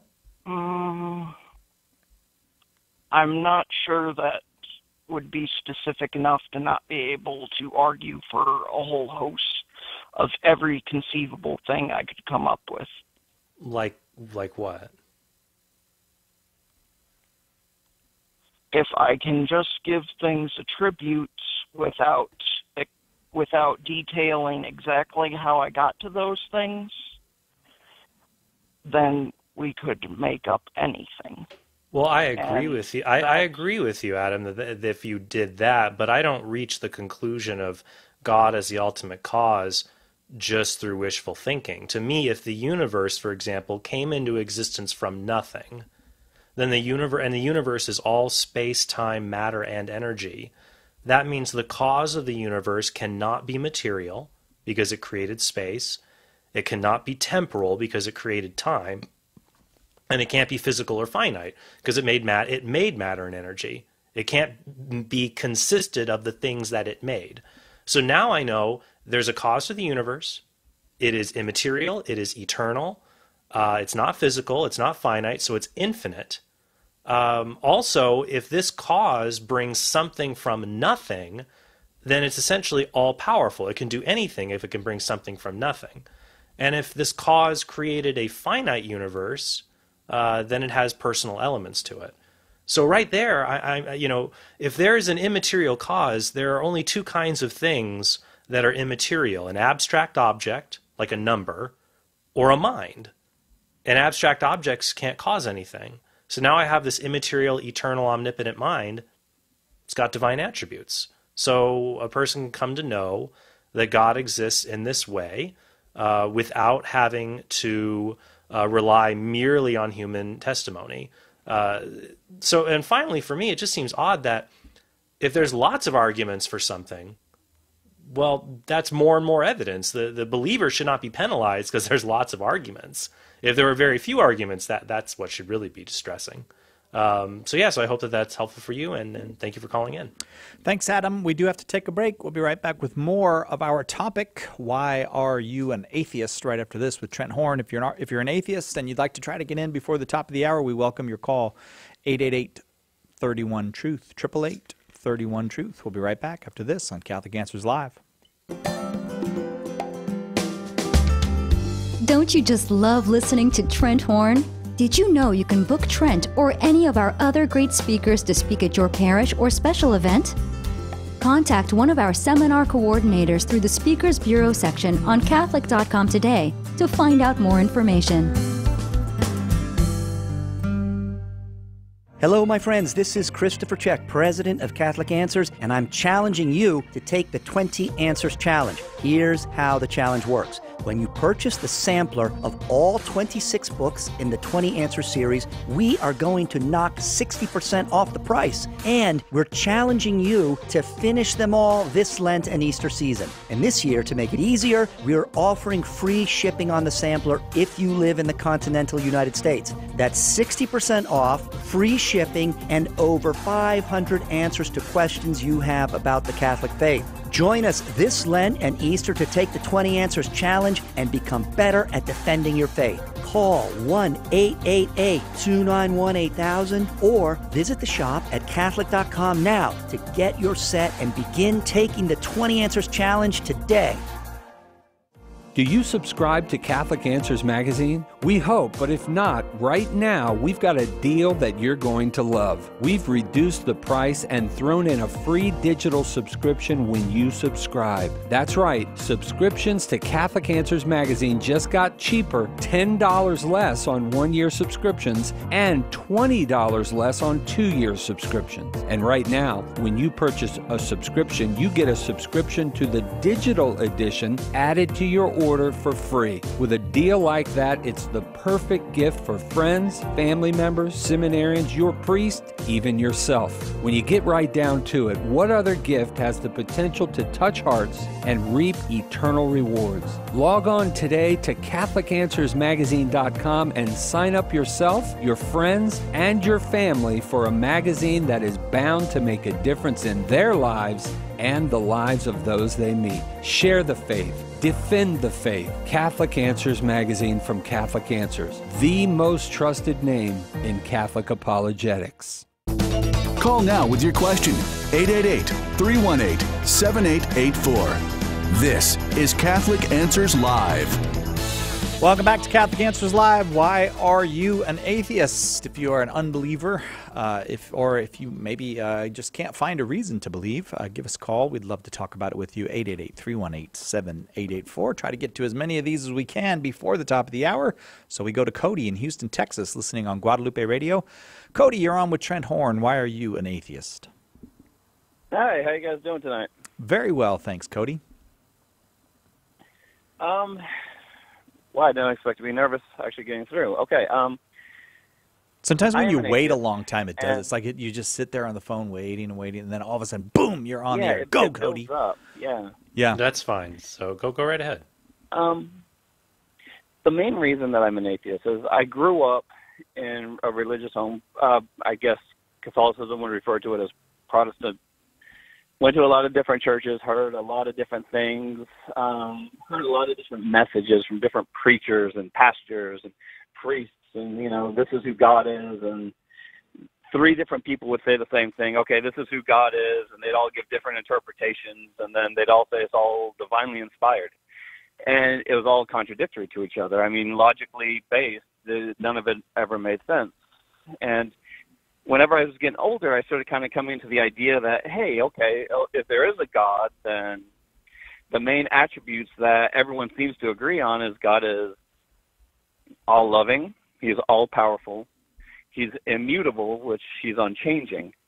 So if God is these attributes, then I should be able to find this God. I started going to scriptures. I started going to the Bible. I even kind of went into the early church fathers, trying to kind of get an idea of who this God would be.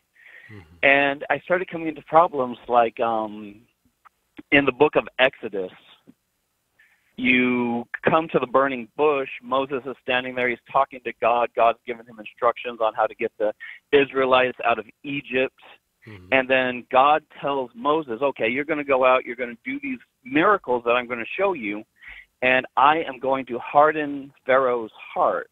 I mean, God literally says that He's going to harden Pharaoh's heart, and then that's going to lead to the death of Pharaoh's son. And God pretty much tells Moses, this is what's going to happen. I'm going to harden his heart. And there's so many other things, like the death of so many people in the Old Testament, the flood that kills the entire population. Okay, Cody, let's back up a little bit because right. Let's back up a little bit because there are 2 points to address here. One a major and the other a minor. The major point would be, even if these passages in the Bible were confusing or seemed to depict God as not as He would act, that would not prove God does not exist. It wouldn't even prove that Jesus did not rise from the dead. All it would prove, at the very, very least, might be that some of these passages in the Old Testament are not necessarily literal descriptions of something that God did.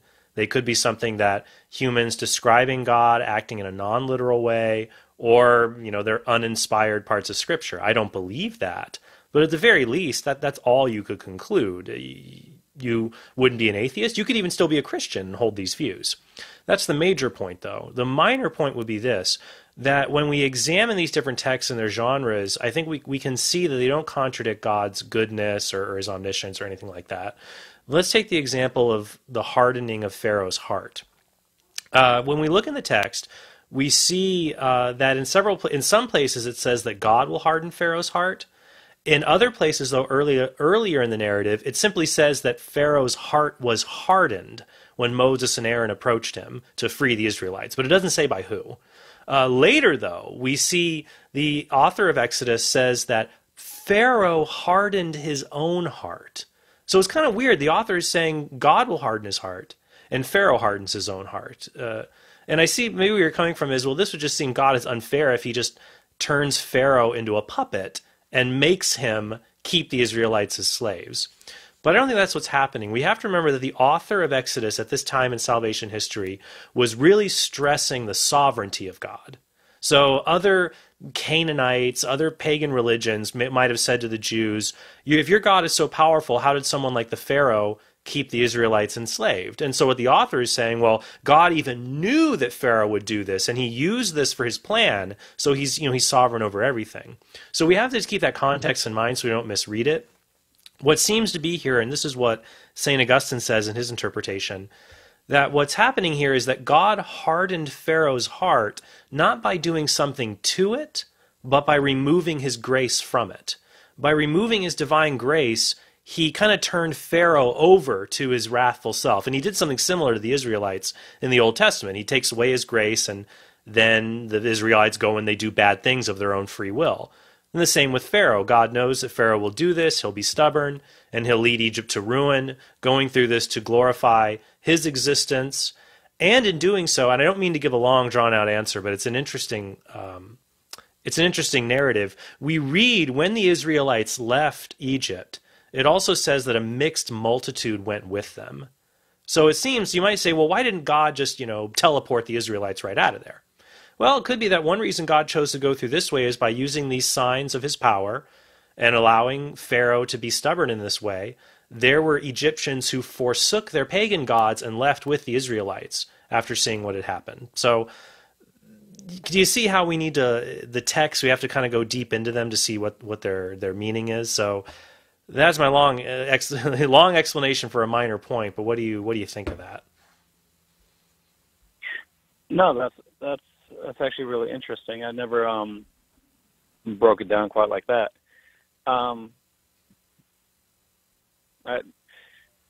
So the predestination of God at that point could just be God speaking on what he already knew Pharaoh would do. Would freely kind of the do. idea of what you're building.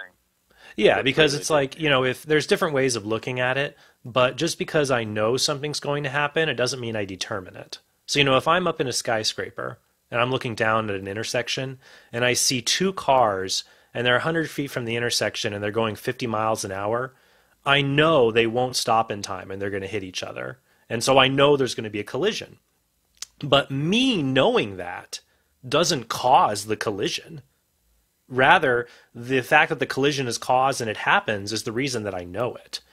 So just because God knows the future, when he sees the future like we see the present, he just sees it all in one eternal moment, then that doesn't, him looking at me in the future acting does not take away my free will to act at that time any more than me looking at Cy Kellett right now over Skype takes away his free will to act. And he's freely choosing to stare right into the camera.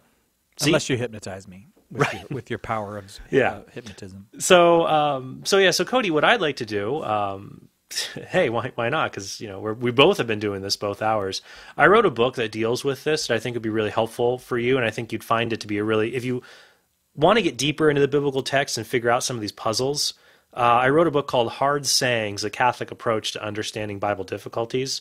So in there, I go through a lot of these passages in the Bible that just seem kind of confusing and go to that deeper linguistic and contextual level with them. So stay on the line, please. We will get your contact info and we will send you a copy of Hard Sayings. And if you have a question about what you read in the book, you could always call back on another show and we could chat about it more. So thanks, Cody. So thank you for calling in. We go now to Logan in Milwaukee, Wisconsin, listening on 88.5 FM. Logan, why are you an atheist? I believe, I should say, I was raised in a Catholic family from the time I was born all the way through high school and just a couple of years into college. And the entire time that I had been a Catholic, I had only known the explanations of the Catholic side of the explanation for topics like the existence of, where did the universe come from? And maybe around 23, 24 years old, I started kind of looking into the other side about why creationism is not necessarily the best explanation or even an explanation at all. And that kind of kicked off my journey into atheism. Logan, what do you mean by creation? Sorry to jump in. What do you mean by creationism? That a creator started the universe. The obviously Genesis, they talk about God creating the earth in 7 days, 6 days, and resting on the seventh. You mean like 6 literal 24-hour days? Right. That doesn't even necessarily have to be that. I've heard arguments that each day could represent hundreds of years or an extended period of time. But I don't believe that God is actually a good explanation for where the universe came from. Well, Logan, let me ask you a question then. If the universe did come from nothing, absolute nothing, what would be a good explanation of that? That actually is that's actually the question that bothers me about the creation of the universe. It seems as though there's no evidence for God creating the earth, creating the universe, but we can't come up with any other explanation, therefore it must be God. Well, I don't think that's not necessarily a bad way of thinking, that if in principle you rule out natural explanations, then only the supernatural remains. Like, for example, if you're open to believing that God exists, you might say, well, a miracle would convince me. And it's just because you don't see how there could be a natural cause. So if we believe in God because of miracles like the healing of amputated limbs, an arm coming from nothing, then something massive like the universe from nothing should actually be more evidence for God. And so I would say that the cause of the universe from nothing, if it's immaterial, eternal, powerful, has all these divine attributes, suddenly we're looking at a supernatural cause, not a natural one. And I go over that more in my book, Answering Atheism, if you like a more in-depth explanation of that argument. But thanks for calling. Thanks, Logan. Thanks to everybody who called today. Thank you, Trent Horn, for 2 fine hours. That's a lot of work. Thanks, Trent. Thank you, Cy. And tomorrow, 2 hours of open forum. Any question you've got on the life, the faith, the history of the Catholic Church is welcome. We'll see you then, God willing, on Catholic Answers Live.